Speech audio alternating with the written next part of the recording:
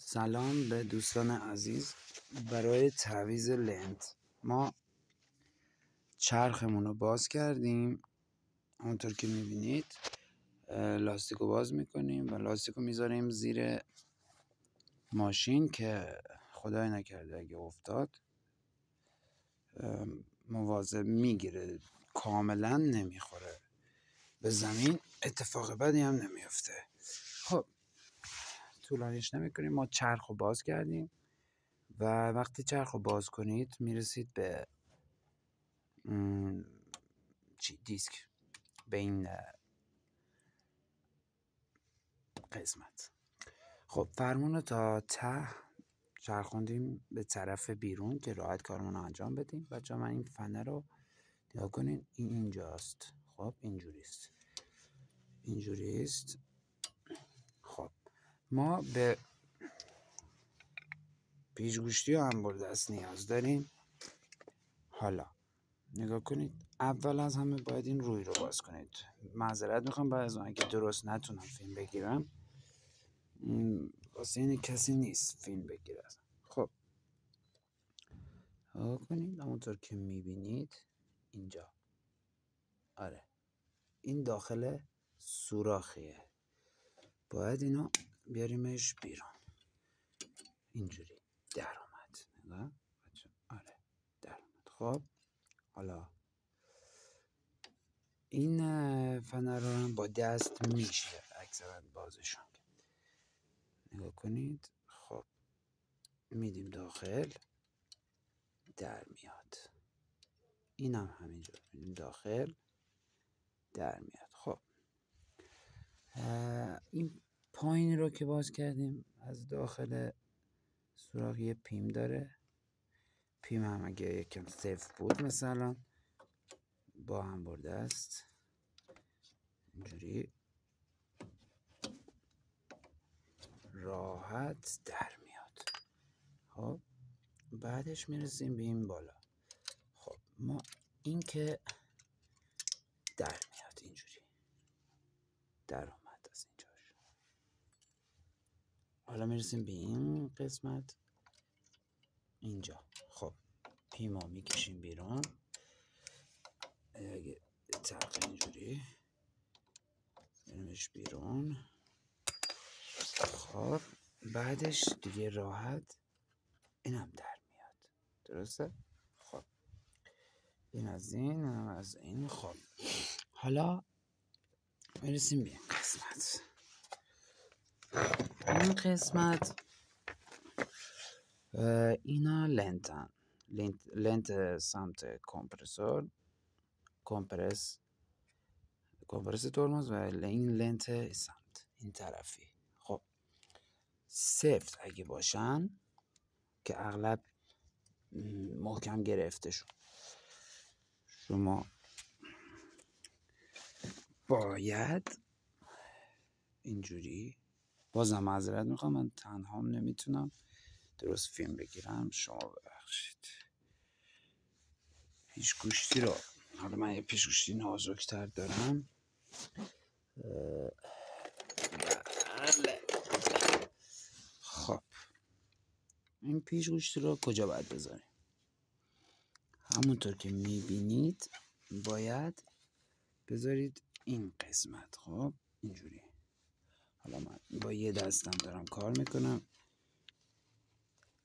یه لحظه ببخشید. خب گفتم اگه گیر کرده باشه نکنید، یک فشار اینجوری درست جوری لب دیسکو خراب نکنه میذاریم و فشار میدیم. اگه نگاه کنید کمپرس داره جمع میشه. خب الان دیگه راحت هم نه، یکم دیگه. خب اینجا الان میشه بذاریم اینا بغل این پیچ. خب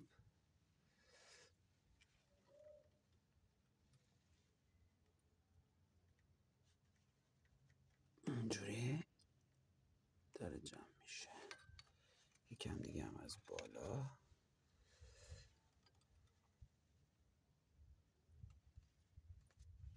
خب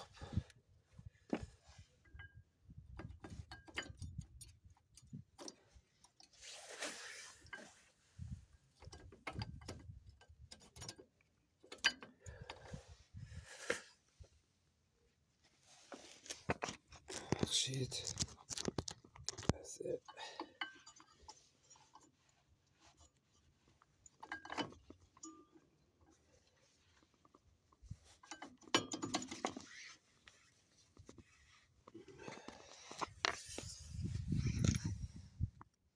خب دوستان عزیز ببخشید من اینو باز کردم. از اینجا کمپرسور کاملا با پیچ دو سو میذاریم بغلش، هولش میدیم داخل. نگاه کنید این لبه. آره این قسمت آج دارم باید از پایین من در آوردم. نگاه کنید لنت سمت دیسک اینجوری بودش که من کاملا این فضا رو خالی کردم، راحت در آورد. اینو در آوردم و این موند. این لنت اینجوری خب داخل بود. اگه گیر کرده بود یه خورده شما میتونید دیسک رو فشار بدید یکم داخل، یا این سمت کمپرسور بگیرید یکم سمت خودتون یا سمت بیرون بدید در میاد. خب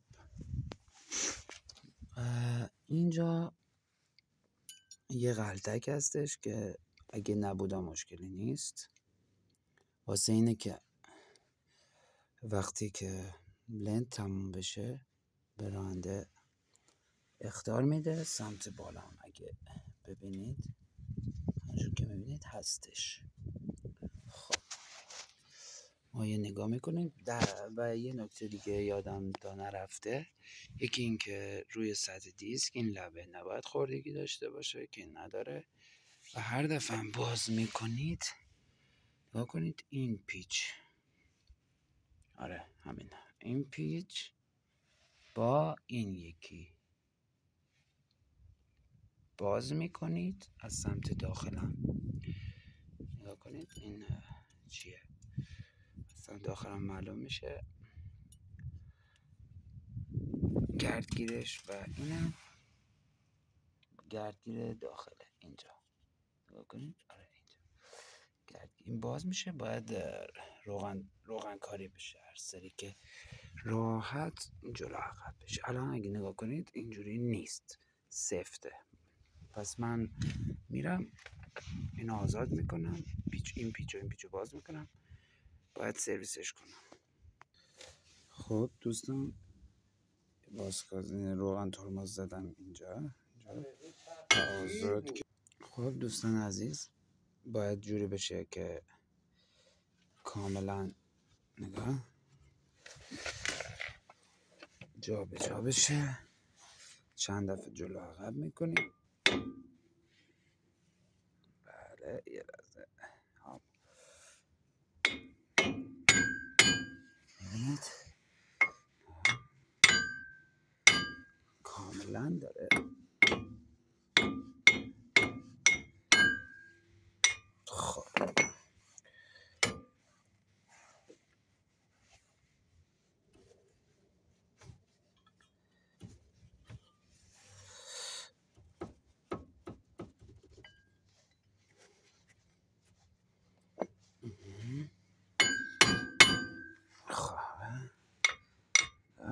میبینید اینجا رو نگاه کنید، جا پیچا رو نگاه کنید، دیدید باید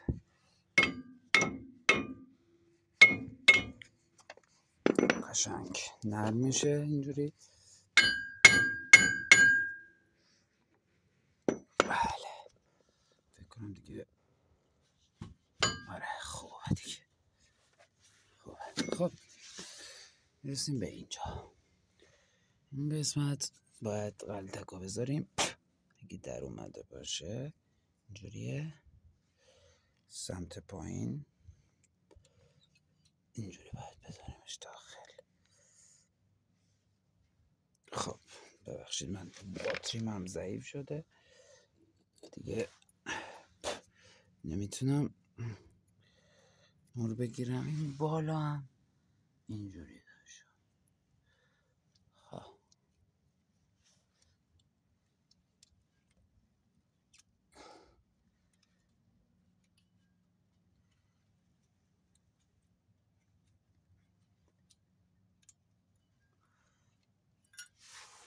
میفته.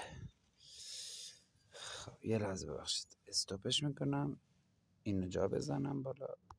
خب دوستان عزیز، من لنتا رو جا زدم، 2 لنز رو و فنرها رو همون جوری که باز کردم گذاشتم و حالا لاستیک رو میبندیم، یا اینکه قبل اینکه ببندیم ترمز میزنیم پر میکنیم دیگه، چرخ رو میبندیم. تمام.